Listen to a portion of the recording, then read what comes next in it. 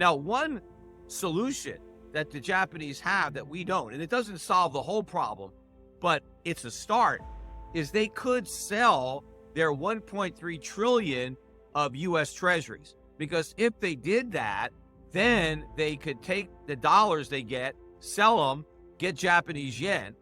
That'll push up the value of the yen, which will help bring down prices, especially for imports.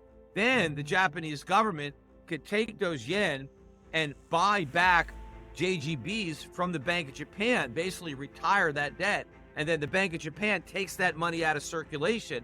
And so the Japanese money supply shrinks, and 13% of the Japanese national debt gets eliminated. Now that would fight inflation. And that would come at low political costs in Japan, because instead of asking the Japanese to pay to fight inflation, they would be asking Americans. Because one of the reasons that the Japanese own so many US Treasuries is because they wanted to prop up the dollar. They didn't want the yen to get too strong because they wanted to maintain their exports to the United States. Well, we've just had a huge crash in the value of the yen. They need a stronger yen if they want lower inflation.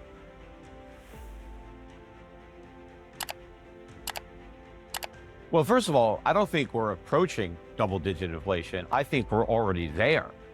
I think that if the government was still reporting inflation the way they reported it in the 1970s, using the same methodology to calculate the CPI, the month-over-month number that we just got, which went from 9.1 to 8.5, I think it would be well north of 15%. Wow, so 15. Wow. Yeah, if we kept score. Remember, back in the 1970s, they didn't use owner's equivalent rent. They used home prices. They used actual rent. Well, year over year, those things are up 15 to 20%, whereas owner's equivalent rent is up like 5.5%. That's a third of the CPI right there. That is dramatically undercounting the cost of shelter. But we also have things like substitution that we didn't have back then. Back in the 70s, the basket never changed. Now, they just keep changing the basket. They take out stuff that went up and they put in stuff that didn't go up as much. So the whole thing is manipulated. So we have double-digit inflation. We're just not being honestly told that we have it. But you go back to those gas lines of the 1970s, that wasn't the result of inflation. Higher gas prices were the result of inflation. The lines and the shortages were the result of price controls and stuff like that, which the government may in fact implement again. But Americans have been living with inflation for over a decade. It's just that the inflation didn't show up in a dramatic way on consumer prices until more recently.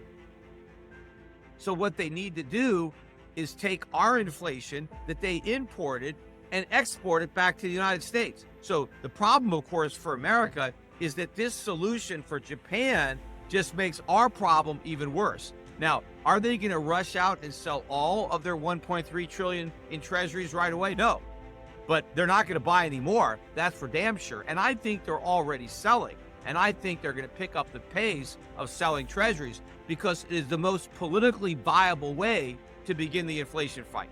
Now, I don't know that they can win the fight just by selling US Treasuries, but it's the best way that they can start, and they can't win a fight unless they get in the ring. And the best way to do that is, again, selling dollars, selling treasuries.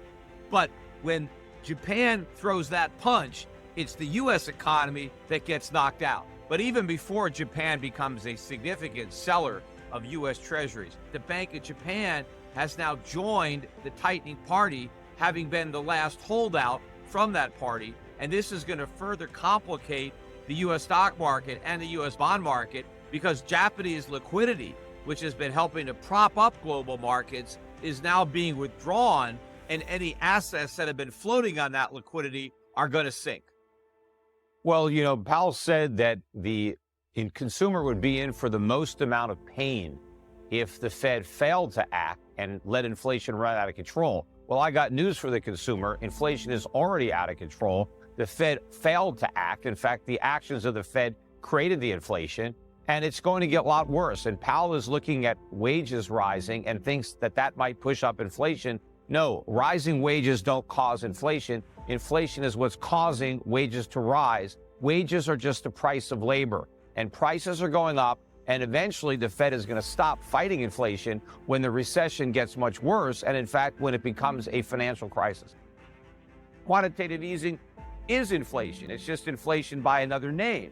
And inflation ultimately causes prices to rise. But temporarily, what happened was a lot of that inflation went into financial assets, went into stocks, bonds, real estate, stuff like that. Now it's migrated into consumer goods, and it is there to stay. The only problem is that there was a long lag between all the inflation that was created and the impact on consumer prices. Well, now we've arrived at that impact.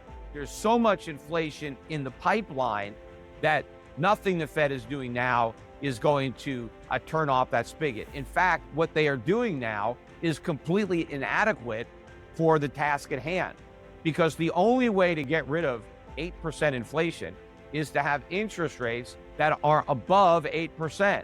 You need positive real interest rates so that you change consumer behavior.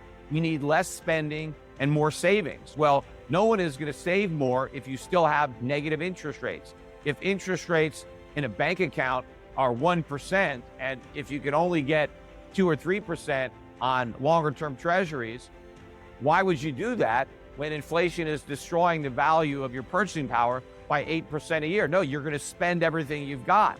And if we encourage more spending, well, that's more inflation. And of course, the root cause of all the money printing is the massive federal budget deficits, which are continuing to be $2 trillion plus per year.